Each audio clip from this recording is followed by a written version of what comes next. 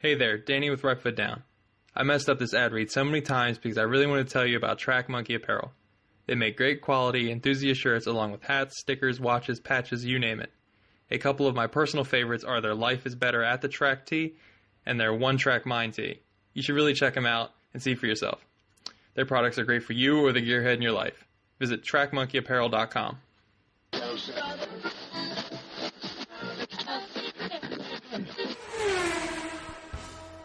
You're listening to the Untitled Car Show in partnership with RightFootDown.com. Visit Right Down for your daily automotive fix. If you enjoyed today's program, please tell a friend. It's the best way to support this show. If you want to visit the archives, go to YouTube and search for Untitled Car Show. That'll bring you to the archived episodes. If you want to follow the show, just search for Untitled Car Show on Twitter, Facebook, or Instagram. You can always send an email to the show at untitledcarshow@rightfootdown.com. We're so glad you decided to spend the next hour or so with us. Without further ado, let's get into today's program. Thank you for joining us on today's program. I'm your host, Ike. Today we are joined by Ryan Morris. He is the Senior Manager of Public Relations over at J.D. Power. You may have heard of it in all the automotive commercials, and we're going to kind of delve into what a Senior Manager of Public Relations does for J.D. Power since we have Ryan here. Ryan, how are you doing this evening? Doing great, Ike. How are you? I am doing very well. Thank you very much. So yeah, let's kind of do the quick. What is JD Power and why should we care about what JD Power is, and then let's kind of get into what it is you do over there with them. Yeah, sure. Thanks for having me on the show. By the way, this is pretty cool. Thank you for joining us. So let's see. JD Power is primarily we started back in the '60s by a guy. Whose last name was Power, believe it or not. And his first name was Dave. Essentially it started out as a market research firm, and one of the tent poles of the business is still what it was from when it was started. He was sitting at his kitchen table one day, and he was thinking, how could I start bringing in some money? So what he did is he was into cars. He looked at the auto industry and said, hey, I bet you if I put together a survey and I surveyed people that were buying all these new cars out of Detroit, I could go and then, put that data together and then sell it back as market research to manufacturers. And, it could help them improve their cars or get more information about their customers. And that's exactly what he did. And, you fast forward several decades later, J.D. Power now is a massive company. We're all over the world, and we do consulting to automotive manufacturers. We now have branched out of automotive. We do things like we even do studies on appliances for your home. We do ratings of wireless carriers, residential and internet service providers, and things like that. So we provide a lot of data and analytics to several different industries now in the U.S. and around the world. That's what I kind of find fascinating, because I don't think a lot of people really understand the full bore and scope of what J.D. Power is. But I'm really curious. So what is it you do with J.D. Power as, and I like saying this title, the Senior Manager of Public Relations. It's a fun title to say. Yeah. I have a pretty cool job. It's something that I've been angling for years. The car bug bit me at the age of 8, and I'll tell you about that later. But as Senior Manager of Public Relations, I actually do the public relations for our valuation services division of the company. If you've ever heard of NADA Used Car Guide, or you've ever been to a car dealer, or if your state makes you pay tax on your car, personal property tax every year, and you've visited your local official's office and you see this little yellow book on the desk that says NADA Used Car Guide, it's got all the values of used vehicle market in the United States in it. And that's the division I work in. We were actually purchased from the National Automobile Dealers Association a couple years ago by J.D. Power, so they kind of just rolled us under their brand. So I get to play with all the used cars, and my main part of my job is actually to get news generated about our values that we provide and our software and services. Primarily, we're a business-to-business provider, so there's a lot of folks in the automotive industry that use our values. Like if you're a used car dealer, you need to know what the market's doing with a particular make and model of car, so you need to know how to price it. So you'll turn to our guide. State tax assessors, like I live in the great Commonwealth of Virginia, and we get to pay a lovely personal property tax every year.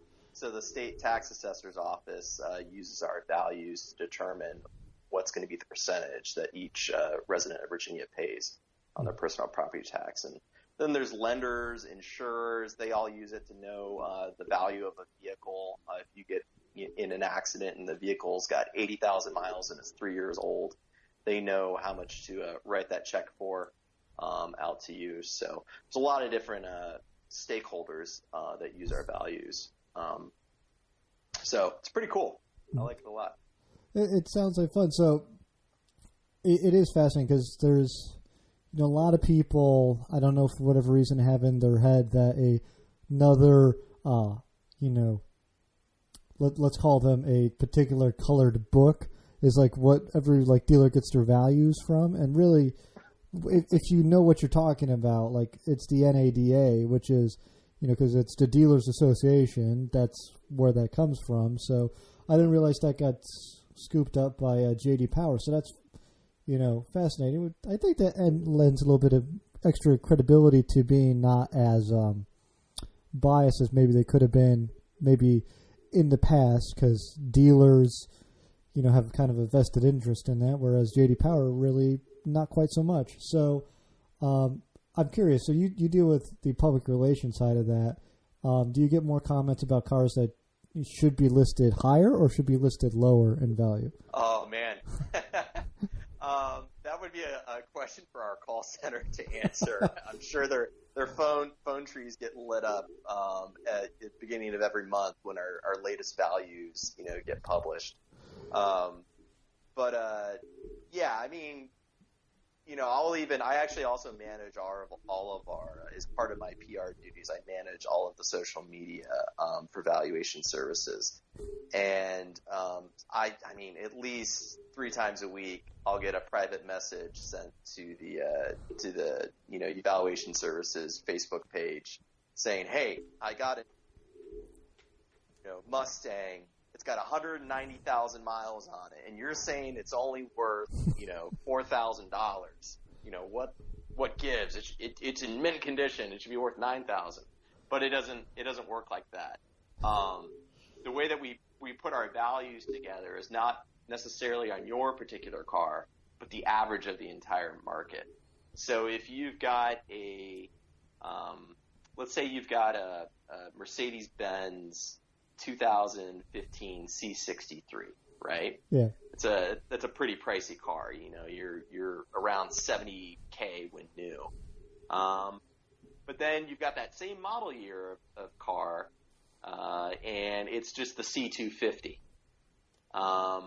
C250 is probably worth, after 3 years of age or something like that, it's probably only worth like $22K, $25K. Yeah. There's going to be a massive delta, but we're looking for the average.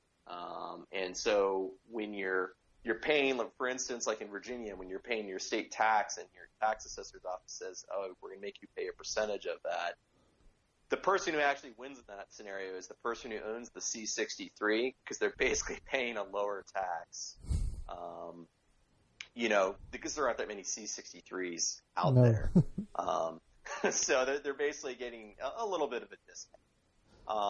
But that same person is probably pretty angry when they go to, try to sell their car at the dealership, and they're like, "Hey, they're telling me the book value is only this much, but I think it's worth this much." But we're telling you what the market's actually doing, not what we think it should be doing. So that's something else I really love about my job is you're dealing with pretty much absolutes. You're dealing with real data that is pretty much indisputable. So it's not a matter of opinion or subjectivity. It's very objective information that you're dealing with. So it's a lot of fun helping get news generated about that. But also what's really cool is I get to, and along with our analysts, we get to experience a lot of the cars as well. Because as our analysts assess the value of vehicles, they also get pulled into several other projects in the larger body of J.D. Power. And they give feedback to manufacturers and other stakeholders on vehicles. So we actually have a pretty good cadence of cars coming through our office for test drives and stuff like that. So it's pretty cool. I was going to say, I was curious, like, how all the research gets done with that, because I assume it's a lot of, death by spreadsheet sort of deal there. Like, yeah, there's a lot of pivot tables. Yeah. And for your listeners at home that don't know what a pivot table is, God bless them. Yeah, but it's big data. I mean, essentially what we really are, J.D. Power started out as a market research firm, but where we really are now is we're a data and analytics firm. We're kind of, I think where we're getting more and more positioned is we're kind of the Google of the information about vehicles. We're really putting the technology spin on it. We got a bunch of apps that we actually have for the valuation services division that I work in that dealers and other stakeholders can use. You can scan a VIN and you can instantly tell how much that car sold for at wholesale auction. If you're a dealer, you want to know that because then you know how much to offer the next time you go and buy some inventory to put on your used lot. So you make sure you're not, going to lose money when you try to resell them. And J.D. Power has some great apps that actually we're going to be coming out with soon. That's kind of hush-hush now, so I can't really say anything more. But pretty cool stuff. I'm trying to remember. I think it was, I'm 99% positive it was the NADA when I looked up my Volvo, who said basically that it was worth negative money. Like, which I love because it was like I think it was Doug DeMuro put out like if whoever can find their car, whoever car they're driving right now that's worth the least amount of money, it is hard to beat negative cash on that. So you're paying to give it away, right? Yeah, exactly. Like, and they were not wrong because that car it was in better shape than it is now, which is not saying much. But yeah, that car was definitely like someone's got to come pay to get this taken away. So I'm curious then. So let's take a step back here, and I'm curious, how'd you get from, you came into this wide, wonderful world with so many options ahead of you, and you went car guy and then into J.D. Power of all things. Kind of take us on the journey. Like, how did you discover cars? Yes, this is a favorite question and a favorite anecdote that every single automotive journalist. Well, right now I'm a PR guy by day. I've been on tons of media drives. Where journalists from around the world we meet up at the invitation of a manufacturer and we test drive a brand new car, and do a review of it. But this is a common story you'll see over a late night after driving when everyone's back in the hotel lobby and you're having old fashions or something like that. But so here's my story. I'll try to do it in 45 seconds or less. When I was 8, I'm a military brat. My dad was an officer in the Air Force, and we were stationed in the D.C. area. My dad was doing his tour at the Pentagon, like most middle and senior doing at some point in their career. And it was a Friday. I'm 8 years old. And we lived on this like private drive, so it was a really long driveway. And I'm out front juggling my soccer ball, and I hear this engine, and I'd never heard an engine like that before. I'd never heard what this engine was doing. And as I saw this red car come down the driveway, I realized my father was driving this car. And not only was it just a red car with a cool-sounding engine, but it was a Porsche 911 Targa. It was a 74. And it was beautiful. It was guards red. And that sound that I heard, my dad was actually a special agent in the Air Force, so he's done tons of high pursuit driving. He's done all these crazy training courses. He knows how to hustle a car quickly. And so when he's coming down the driveway, what I heard was that flat six downshifting and a perfect amount of, off the gas and releasing the clutch and perfect timing. And right then and there, the car bug bit me, and I knew that eventually I was going to, when I grew up one day and I became an adult, that's what I wanted to do. I wanted to work with cars in some capacity. So by age 8, I already knew what I was going to end up doing. So I was kind of dunzo there. Yeah, so obviously Dad a bit of a car guy too if he went out and bought a 911 Targa. Well, then, he didn't have 911 money. I mean, pretty much only generals do. I have a couple other siblings, and he came home on a Friday, and what happened is there was a bachelor officer in his office at the Pentagon that threw him the keys to the car and said, "Hey man, I got a PCS," which means in military speak means permanent change of station. It means you're going to move. He's like, "Hey man, I got a PCS across the country, and I've already moved this sports car like 5 other times. I don't want to bring it with me, but I know you're into cars. You should take it home for the weekend and drive it and see what you think." So my dad's like, I got kids are going to be heading off to college eventually. No. But he throws the keys in my dad's hand. My dad brought it home. And so we pretty much joyrided the whole weekend. My dad took me on some back roads. We had the Targa top off. I got to watch his footwork in the pedal box and just watch his hands, go over the shifter. And it was just a great bonding moment, as father and son, and this awesome, phenomenal flat six boxer engine. I mean, just super cool. Mm-hmm. So from there, I was hooked. Of course, Dad didn't end up buying the car. I think we ended up getting an '86 Toyota Cressida. So definitely not as cool. It's a little different, I guess. I mean, the Cressida probably had more technology in it, maybe. Yeah. It had an LCD dash, which was kind of very Knight Rider-ish. Yeah. So that was cool. But yeah, definitely didn't rip through corners the way that 911 did. No, I bet not. So, your poor father, got the taste of the 911, and then he's going into Cressidas and all that. So, did he ever try to live vicariously through you via, He actually, before I was born, he had a pretty good run. When my mom and him, it was just my mom and him before any of their kids were born. His first assignment when he was a second lieutenant, when he just got his commission in the Air Force, he had a Triumph. I think he said it was a Triumph TR4, which was a pretty cool little roadster. And he also had a Datsun 2000, which, man, if he had that today, that would be so cool because the JDM stuff is really doing well right now. Yeah, it is. And let's see what else. I think he might have had one other car before we were born, but then once the family started, and we moved around a lot. We moved about every 2 to 3.5 years.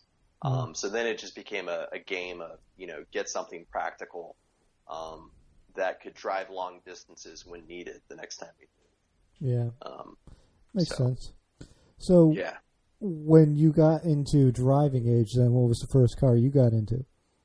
Oh man, I had a real crap box. The company has definitely come a long way. If you look at the J.D. Power initial quality surveys, the Hyundai has grown leaps and bounds since the 80s. My first car I was the third owner of it. My sister was the second owner. She used it at college. My dad bought it for her use. It was an '86 Hyundai Excel. if you remember, the 86 was the first year, I believe, that Hyundai brought the Excel to America. It was their debut year. It's a little 5-speed, 4-door. When you hit about 50 miles per hour on the B roads, the rearview mirror would vibrate and literally turn around. So you had to always keep your hand on it. Otherwise, you couldn't see the traffic behind it from the vibrations. But the thing ran like a top. It would not die. We ended up putting almost 300,000 miles on that little 4-banger and donating it by the time I headed off to college. Oh, wow. See, now that's proof because, a lot of times we get, what was your first car? And inevitably it ends up in a ditch or, crash somewhere. If you give your kid an 86 Hyundai, they don't have enough power to get into trouble. I mean, right. Yeah. Right. And, also that was a great car though, because it was, I think it had maybe 80 horsepower, 70 horsepower, something like that. You could never go fast. I had drum brakes, so even if you could go fast, you weren't going to stop fast, so you always had to be mindful of that. But it was a 5-speed, and so I learned that my first car that I ever was responsible for, I learned how to drive a proper manual, and it's a skill that I've used ever since, definitely in my professional career. But I've done a lot of overseas travel where mostly, especially in Europe, if you ever rent a car, it's a lot harder to find an automatic than it is a manual. Mm-hmm. So it was a great experience. Probably wouldn't buy one for my own son when he's of age. No airbags, nothing in it. I mean, but yeah, every once in a while I'll see one of those on the road, and it makes me feel old because then I realize that car is, from the mid '80s. But it brings back some good memories too, because I definitely had a lot of funs. When you're 16, you're hanging out with your boys. You always get in hijinks somehow. Mm-hmm. I think I might have tried to do a couple J turns in it, maybe in the high school parking lot, unsuccessfully. I've just pictured trying to hoon in a Hyundai from '86.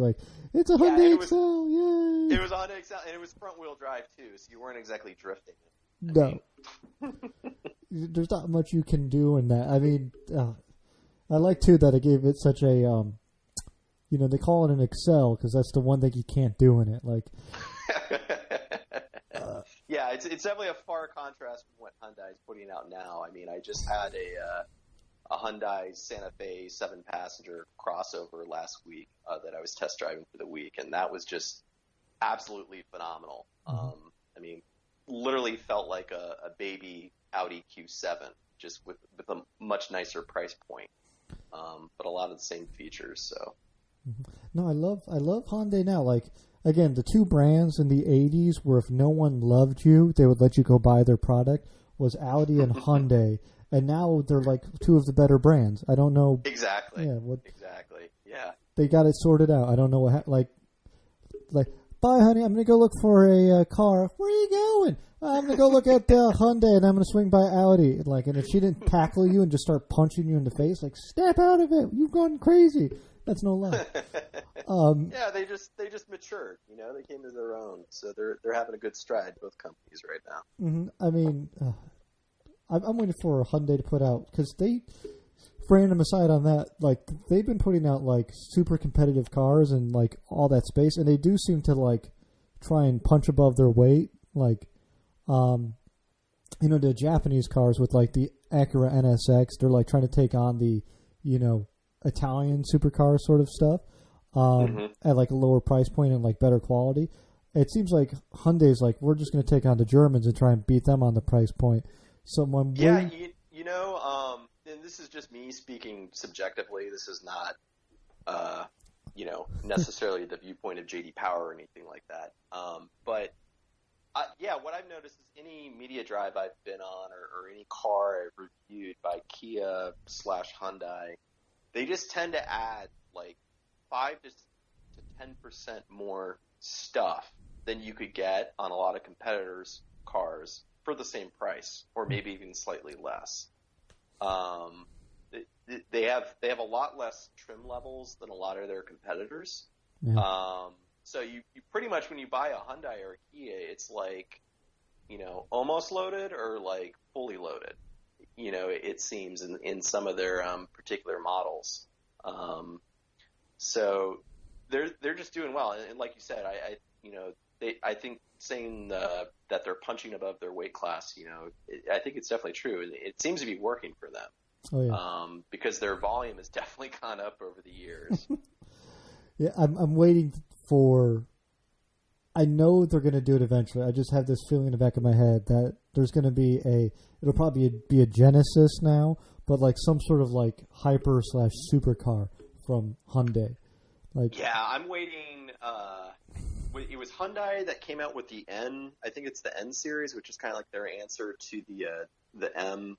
Yeah. The M, or AMG from Mercedes, or S or RS from Audi. Yeah, I'm waiting for something like that where we go to a car show, one of the international car shows later. Could be in LA, in November, or maybe in Detroit in January. And they just kind of come out, and then they're just like, here's our 600 horsepower 4-door sedan, and it's only going to be $50,000 instead of $115,000 or something like that. I mean, I could see them doing that, and kind of disrupting that little tiny segment of the market. Yeah. So we'll see. No, they're crazy when it comes to that. So, random Hyundai aside, so after you got out of your, I was going to call it wonderful Excel, but like even the hyperbole or like the sarcasm there doesn't quite fit. So after you survived the Excel, what did you get into? So after that, I drove that. That got me through high school. I went away. I was actually living in Virginia at the time, and I went away to college at the University of Florida. And after I finished my first year, I had been saving through high school and working a job in college. I really needed a car that I could drive the 780 miles to get from the DC area down to Gainesville, Florida, safely. And so my dad and I talked about it, and my mom was on board with the idea.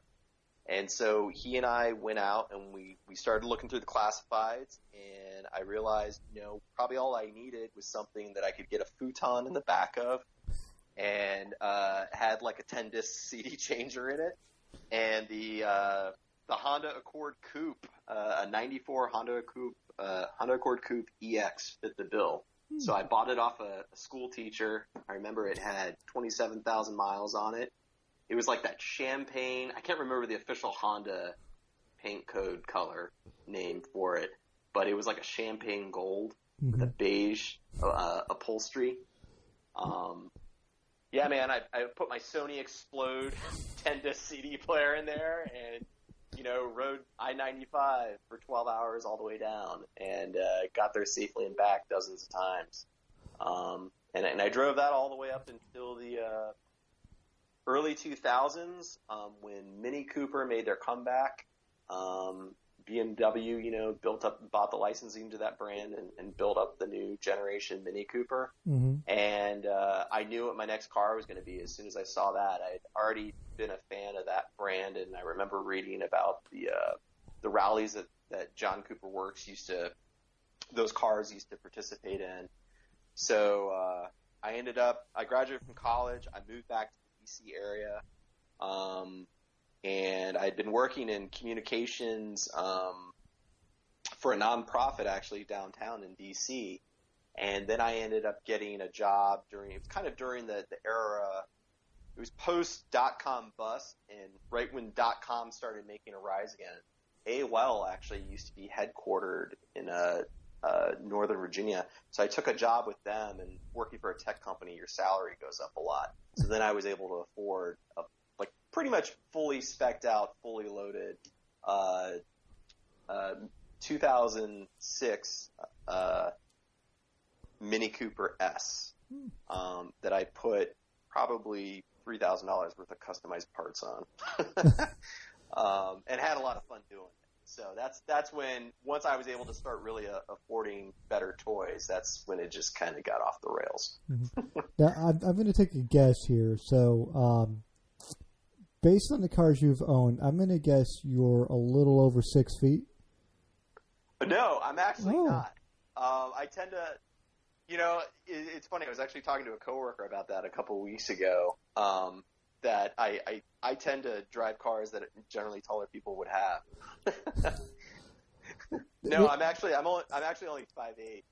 I mean, not a short fella, but because the Mini Cooper and like the Accord Coupe, they're like great cars if you're like taller than 6 foot because, like, for whatever reason, they just work. I don't know if it's the roof line. The Mini is the one that boggles my mind the most because I've seen like 7 foot people get out of Minis and it's like, yeah, it's comfortable in there. It's like I think part of it is the seat goes so far back in both cars because they're coupes, I guess. But even like I'm 6'2" and my Dodge Challenger, and I was pushing it in terms of height. So, right. But Mini Cooper I fit in comfortably. And so that's crazy to me. So I'm going to assume here that you don't have. This is me going out and using my professional knowledge here. So Mini Cooper, you put $3,000 worth of work into it. I'm gonna guess something terrible happened on one of the terrible roads out here to the suspension, and you no longer have that vehicle? You're close. You're close. It wasn't a relationship, ender with the car. What had happened is, I had, put some, new suspension on it. I did a 15% reduction pulley on the supercharger, exhaust. And I ripped out the first day I actually had it. I ripped out all the interior, dynamated the whole thing, and put in a Pioneer. You could get navigation on that car back then, but it was really horrible. So I just put in an aftermarket system that had navigation built in, one of those flip screen type DIN chassis setups. And but as I was doing it, I was like, I should upgrade the speakers too. So then that ended up me ripping everything out and putting in Dynamat and putting everything back together. And then about a year and a half later, I was like, I think I want to add exhaust. And then I was like, but if I'm going to put on exhaust, I should, do suspension. And so it was a slippery walk. So I did all that. And yeah, driving around Northern Virginia, every couple of years we get a big snowstorm, and then that's when all the potholes start to form. They're nowhere near like the potholes in Detroit or other areas of the U.S. But on the firm ride of a Mini Cooper S with aftermarket suspension, they will beat the hell out of your rims, and they will mushroom your strut tower supports on the front of your vehicle. So that's pretty much what happened. That first model generation is known for mushrooming on the towers, underneath the bonnet. And I didn't get the full-on Mario Kart mushroom, but it was definitely getting close. And at that point, though, I had already had the car, I think, for 4.5 years, almost 5 years. And I had met a nice woman who I knew I wanted to settle down with, and we were already talking about, getting married one day, and we wanted to become a single-car household, because actually where we lived was right on the mass transit line. We realized we didn't need both her car and my car. So I was trying to hold on to my car, but God bless her. She just tore the hell out of the transmission trying to shift it. And you get a lot of clutch smell. So then that meant, and I knew where we were headed. I knew it was probably only a matter of a year or two until we started trying to, increase the size of the family and stuff like that. And the Mini Cooper wasn't going to fit the bill. So I ended up from there. I had the Mini Cooper S, and I traded her in for a 4-door car. I got a 2010 Mercedes-Benz C300, which was very different. Definitely not as sport specific as the Mini, and I did miss rowing through the gears. But it fit the bill for what I needed, and I do have a natural bend to go toward luxury cars. I got the sport version, of course, but nowhere near as raw and visceral as the little mighty Mini Cooper S. So a lot better for Northern Virginia, though, for sure. Oh yeah, yeah, without a doubt. I never had the mushrooming, shock tower problem or, bent rims or anything like that. Mm-hmm. Then I guess carrying on with the car history, from there, we decided, we were gonna, we had just been living in an apartment just outside of DC, and that's when we decided we were gonna start a family. So, we move out to the burbs and into a regular house, and all the rage, of course, around this is around, I guess, 2012. Mm-hmm. You start a family, you get an SUV or a minivan. Yeah. And I knew I didn't want to I knew I would die and implode if I got a minivan. So the compromise with my better half was a crossover vehicle. So we ended up getting a BMW X3, and I'd been building it on the configurator for a few months before I actually ended up pulling the trigger. But I was very specific about what I wanted on it, and one of the things I knew I wanted on it was the M Sport package. I wanted some aspect of performance on it. But it turned out there was a dealer in Philadelphia who had the exact same color, interior. It was a brown saddle leather color, almost like a chestnut, I guess. Yeah. With a carbon gray outside, panoramic sunroof, and it had pretty much every option on it. Because the plan was to just drive this car until the wheels fell off, and hold on to it for 10, 12 years. Yeah. But as luck would have it, that never happens with us car guys, does it? That never happens with those cars. It actually ended up becoming a bit of a mechanical test. When you buy a BMW, they come with a warranty that includes maintenance for 4 years or 50,000 miles. Yeah. Well, we started getting up on that 50,000 mile mark, and I took it in for service, just expecting that they would, it would be our last free oil change and our last free, pair of windshield wipers. And my wife actually ended up picking up the car the next day, and she brought it back and she gave me the paperwork because we like to keep everything organized and put it away in the file for the car.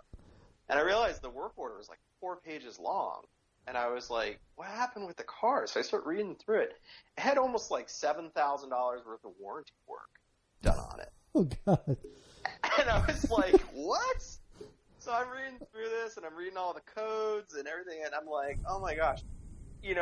BMW's had a mixed love with, if you look at cars, especially the previous generation of cars, the oil pans tend to leak. It's where the gasket mates to the main part of the engine. Yeah. It's kind of just, I kind of just learned to accept it, but when it's $7,000, I'm kind of like, I don't think I can accept that.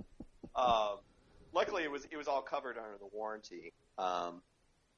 But I then went on the BMW forums that I was pretty active on at the time, and I realized that a lot of people, it was happening again to them in the next 15 to 20,000 miles. Oof. And I was like, I don't want to get hit with that. Yeah.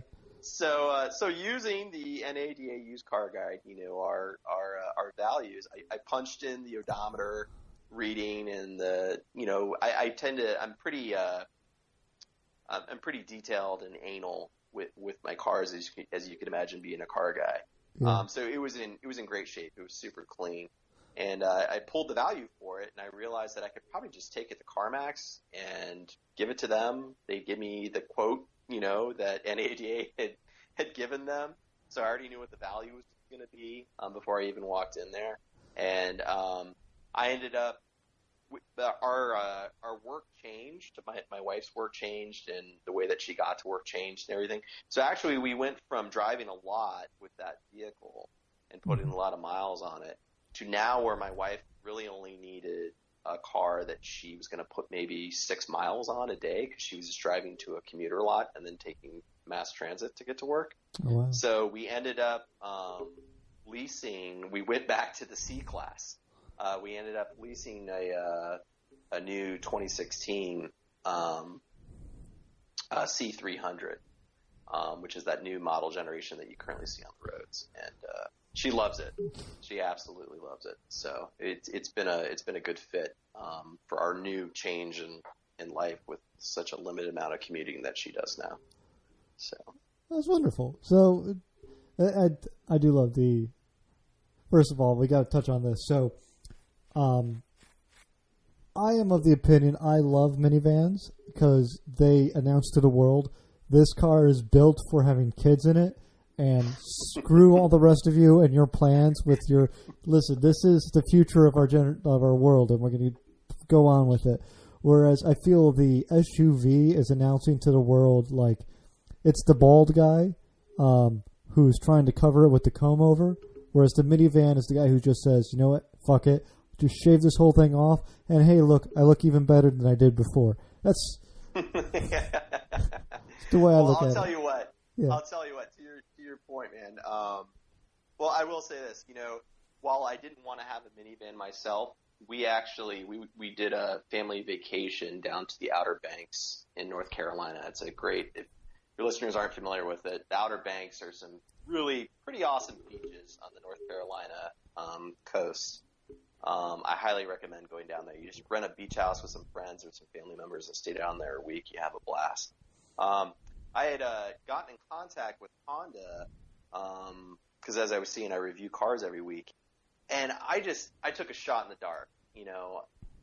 I was wondering if maybe I could finally get a minivan for one of our to review that then I could also have a double purpose of using on our family vacation. And lo and behold, the timing was right. And Chris Naughton over at Honda, he set me up with a fully loaded Honda Odyssey. Yeah. And I got to say, I have two little kids. I have a 4-year-old daughter and a 2-year-old son. That was the best experience ever in a road trip ever in my entire life. And that means a lot coming from me because I've moved, being a military brat, I've moved 26 times in my life between my father's career and just my own moving as a civilian. And a lot of that involved very long road trips with family members in hot cars like old Buicks and stuff like that, Chevy Malibus and stuff like that, driving across the Nevada desert. This was the most civil, best thing. The kids got sand in the car when we're down there at the beach. It has a built-in shop vac, literally licensed by shop vac in the back with enough hose to vacuum out the entire vehicle. It's got an amazing infotainment system. It's got great gas mileage. I could go on and on. It was a phenomenal car that if you do have to do the minivan thing, that'd definitely be the one that I think you should go and check out. Mm-hmm. See, I think the minivan gets a bad rap because it's like it's a tool built for a purpose, and no matter how good your multi-tool ever is, a proper screwdriver or something else would just be better. And I feel like maybe just the minivan name gives it a bad name. When my Challengers would break down all the time, and I got really cozy with all the guys working at Enterprise who would just give me the car every time I went to the dealership, like, Ike's here again. All right, bring around another car. What's he going to be driving this week? And it was like, they would refer to, they'd be like, bring out the swag wagon. I'm like, what the hell is a swag wagon? Well, that's what we call minivans. I'm like, I'm going to just call minivans swag wagons from now on because that's just the best way to refer to them. It's like, okay, you can make babies in the back of a minivan too. I'm just saying, there's enough space for it. And you can do whatever your weird kink is back there and if you get a, one that has the shop vac built in, you can clean up afterwards. It's perfect. Yeah. It's pretty cool. The shop vac was like a definite must, especially if you have kids with Cheerios. Those find them, they go in every single crevice. The shop vac was key for that. But another thing cool thing was there's a feature, I think it was called Cabin Talk, where if your child, so this car had like the screen that folds down from the ceiling so your kids can watch any movie they want on Blu-ray. They can plug in a video device and get up. They can watch streaming videos on it because the car has a hotspot in it. But the thing that was cool is both my kids are in the car seats and they're watching this movie. We're into like hour 4 of the drive down the Outer Banks. They both got their wireless headsets on that, speak to the car. And my wife is telling them, speaking up and saying, hey, we're going to stop and get lunch. And they are completely oblivious to what she's saying. She hits the cabin talk option on the infotainment screen, and it's literally this private peer-to-peer intercom that goes in through the wireless headsets, and you can hear mommy's voice all of a sudden. It was just so cool. And then our kids are like, oh, we're going to stop for lunch. Okay. So just a cool car with a lot of cool toys that I was pleasantly surprised all the the cool tech that it had in it. So yeah, but like you said, it's a perfect purpose-built tool. You wouldn't race one in the 24-hour Le Mans. You take well, maybe you wouldn't. I may. You don't even need to swap. You don't even need to stop to swap drivers. Just put them in the back. You can sleep in the. Right. Yeah, it's perfect. I got a brilliant. That's why I'm going to go pitch Porsche. Listen, this is going to sound crazy, but or go to Honda. Like, this is what we're going to do. We're just going to take the minivan and go race it. Yeah, I feel like we might be spending a little bit too much time. Even I'm thinking maybe we're spending a little bit too much time talking about the minivans here. So let's talk about you reviewing cars here. So how did you get into that, and where can we find your work of reviewing cars? Sure. That's a question I get asked often. And a lot of times when I meet people at, parties or get-togethers where they're like, hey, so what do you do for a living? My go-to is actually always I'm a car journalist. Because that's kind of the way I've always thought of myself. I've been writing about transportation issues since about 2002. I used to work for a bicycling nonprofit over on K Street in D.C., and I was the associate editor of our magazine, and we wrote a lot about safe cycling in the United States, alternative transportation, things like that. And then from there, it kind of segued into several other outlets. But when I really got totally into the car world, was about, I guess it was about 10 years ago now. And it was from good old nepotism. Thanks, nepotism. Which actually happens. It happens a lot more in this industry than I thought was ever possible. There's a lot of generations of people that have been in this industry, but the way it happened for me was my wife. We hadn't even gotten engaged yet. We were just dating at the time. I went to a wedding with my wife, and it was actually for her sister. Her youngest sister was getting married, and my wife's uncle shows up in this pretty sweet Infiniti SUV, and I started talking to him, and it turns out he was like a car guy through and through. He had worked at GM as an executive. He had graduated back in the day from their vehicle institute. I think it's called, isn't it Kettering Institute? He had lived abroad. He'd lived all over the United States. He worked at AAA in the industry. And then he owned his own website called All About Autos, and it was a very simple website, but he was also more importantly in his outlet, he was a North American car juror, North American Car of the Year juror. And so he was the real deal, and he saw how passionate I was, because what we ended up doing, the 5 hours the wedding reception was going, we were just hanging out in the parking lot in his car just talking about horsepower. I think we might have gone to one of the buffet tables and grabbed some gin and tonics and brought them back to the car to talk more. But we bonded, and by the end of the evening, he was like, I had asked him, so how do I break into this industry? Because my true passion is to be fully 100% in this industry, and just writing and talking and dealing with subject matter of cars. And he's like, tell you what, I got this website. Write me 600 words on any car you want to review, and I'll take a look at it. And that's what he did. And And so I went home, and that week I went to my local Mercedes dealership, and I jumped in I think it was a C class actually. And I went on a test drive in it, and I wrote my 600 words, and I shot it back to him. And he saw something in my writing, and before I knew it, a couple months later, I was on a plane to Las Vegas to review the newly introduced Fiat 500s that were coming to the United States. Oh, wow. So I got to do the Fiat 500. I think it was either the Fiat 500, a Barth drive was my first drive, or perhaps it was the Mercedes GL, their big 7-passenger SUV. Yeah, and then from there, I mean, I was like on a plane, every other week to somewhere in the U.S. To go on media drives and do written reviews and take pictures and all that kind of stuff. So a lot of my content got hosted on his site, and then from there, it actually worked. My day job at the time, I was a contractor working for AARP of all places. Their headquarters is downtown in D.C., and they have a digital strategy operations division. And one of the verticals that I was responsible for was producing content about personal technology and transportation.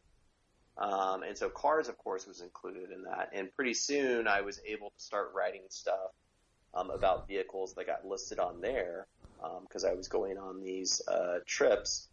And then on these trips also, I started meeting other journalists that had other outlets. Video back then, this is around like 2011, 2010, I believe, really started to take off and be the number one consumable on the internet. And I met Roman Micah. He's the publisher of the FastLaneCar.com.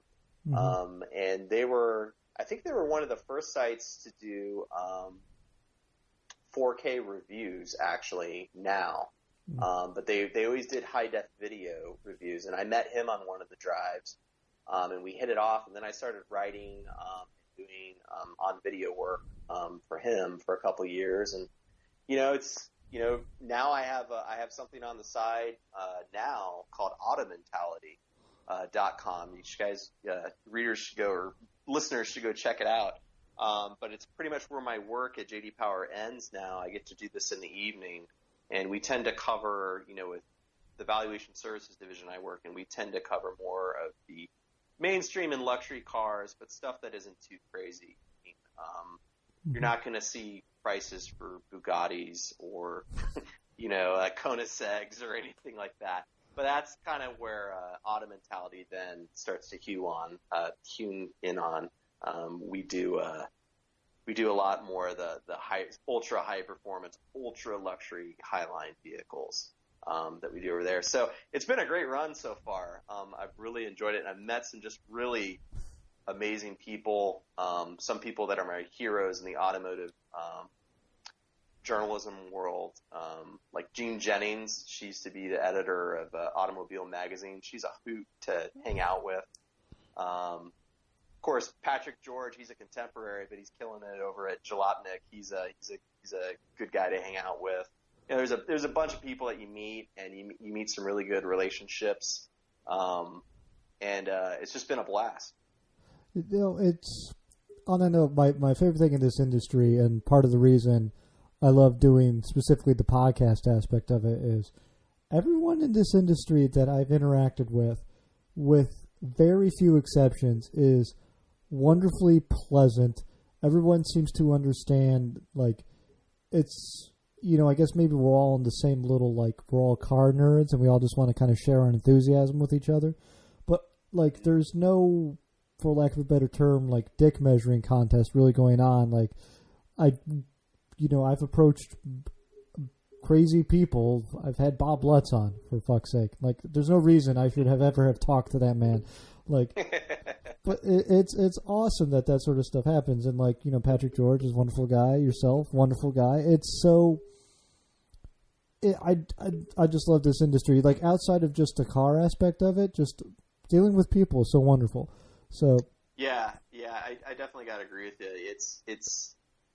I don't know what it is. Like you said, I don't know if it's because we're all car nerds or what, but maybe. Well, I'll take a shot at it. Maybe it's just because we're so passionate about this. I mean, most people don't get to work in the field, that they really dream about. Life happens, and you end up getting pulled in different directions or, whatever. So to be able to afford a mortgage and, still play with cars is, it's truly a blessing. So I just love it. Mm-hmm. All right, so we're getting close up on time here. I don't want to keep you too late, and I unfortunately have a deadline myself. So I have to know this story. Your kid fell asleep while you were doing 187 miles per hour? Yes.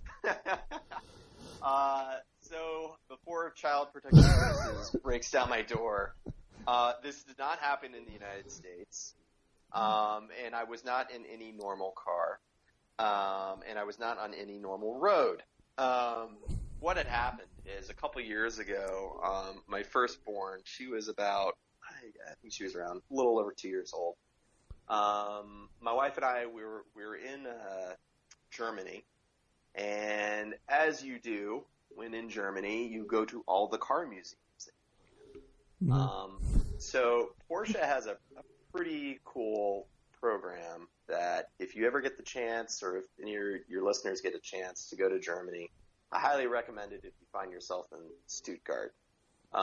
They've got the Porsche Museum there, so you can go and just drool over all the cars. But they also have something called the Porsche Drive program. Mm-hmm. As a car journalist, Porsche might send me a car to review, and that's the ultimate best way to experience a Porsche. It's totally free, right? Yeah. But for the rest of us, that's probably not an option if you're not an automotive journalist. But what they have is they have this program where if you bring a license, it can be a U.S. license, it can be a license from anywhere else in the world. If you bring a license and a credit card, you can plunk those down on the counter and reserve any Porsche you want that's in their stable. And you can go drive it for as long as you want anywhere in Germany. So it's a pretty cool program. So for a couple $100, I plunked down my Virginia's driver's license, a couple $100, and I leased for 4 hours a 911 4S Cabriolet. I wanted the Targa because I was trying to relive that childhood dream, but it was actually up on the lift getting repaired, so they stuck me in a Cabriolet. So I put my daughter in her child seat in the back, wrenched it down, got in the car, and headed north on the Autobahn to where there's an unregulated zone. And I was going down in the right lane. They're very specific about the way you're supposed to drive on the Autobahn. I was going down in the right lane, and I moved over to the left, and the left in Germany is the, Schnell. It's the go fast lane. It's only meant for passing or if you're really flying. And as I was in the right lane, I just noticed like Audi A8 would just blow my doors off. And I'm in this I'm in a $140,000 sports car, and Audi A8 blows my doors off. BMW B7, Alpina B7 blows my doors off. Then this big, S600 Mercedes goes by. So I'm like, all right, I got to get past this lorry that I'm coming up on. So I mosey on over into the left lane, and I start seeing a headlights come up on me, and then there's a long column of 18-wheelers in the right lane. So I realize in Germany, if you do not floor it when someone has their headlights on and they're coming at you up on you, during daytime, that's just forbidden. You don't do that. You get out of the way or you speed up. Yeah. So my only option was to speed up. Well, I floored it, and before you knew it, we're doing 187. So, and I did actually end up catching up to that the Alpina B7, and then I moved over into the right lane, and the car that actually was behind me was a Lamborghini Huracan. So it was pretty amazing to see that, and it was just like it was a perfectly sunny day. It was a great day. I got passed by all these amazing cars. I was in an amazing car. And then, of course, as this is all happening, my 2-year-old falls asleep and was completely not aware to anything that occurred. So that was kind of the buzzkill. But the funny part is I have this all on GoPro. So nice. I don't know.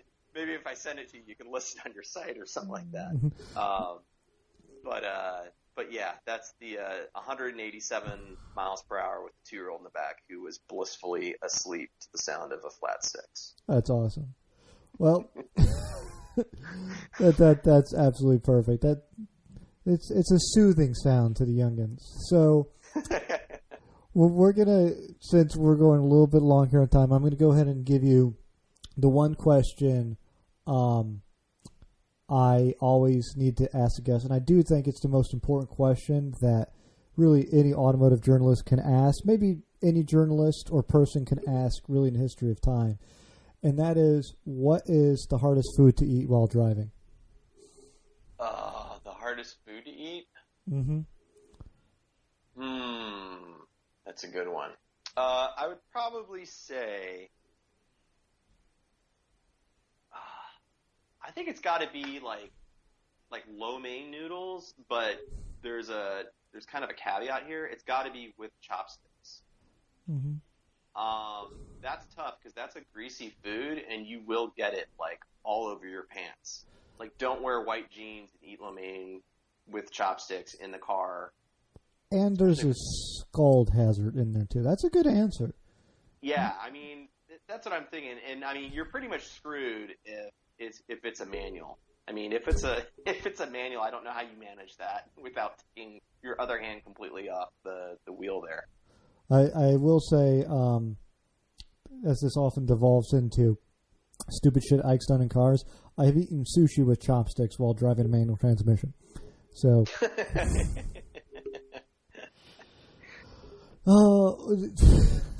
Ryan, you're an absolutely fascinating individual. We're going to have to get you back on, ask you some more questions here. I appreciate you joining us this evening. Once again, just tell everyone where they can find your work, where they can find, what you do online with Auto Mentality and with J.D. Power, and just kind of give us the places to go. Oh, sure, yeah. Well, first and foremost, be sure to check out jdpower.com, of course. You can also, if you need any information on your used car, how much it's worth, you can go to nataguides.com. Or if you want to see kind of what the used market's doing and where the best deals are, you can read our reports all about that in our guidelines report on nada.com/B2B. And then my last plug would be Auto Mentality. If you are into car culture, vintage stuff, and supercars and ultra-high luxury cars, be sure to check out automentality.com. Excellent. Ron, I'm going to say goodbye to you off air. Everyone listening, I will be right back after the quick break. Thanks, everyone, so much for listening. If you like what you hear, make sure you tell a friend, tell a loved one, coworker, just tell anyone who you think may enjoy listening to the show. You can follow us on all social media at Entitled Car Show, Facebook, Instagram, YouTube, all that stuff. Yeah. And thanks everyone so much for listening. Make sure you can follow our West Coast correspondent, Ryan West, at RyanAder122 on the Twitters. And have a good night. Have a good evening, wherever you are, whatever time it is there. Thank you so much for listening. Please be safe out there.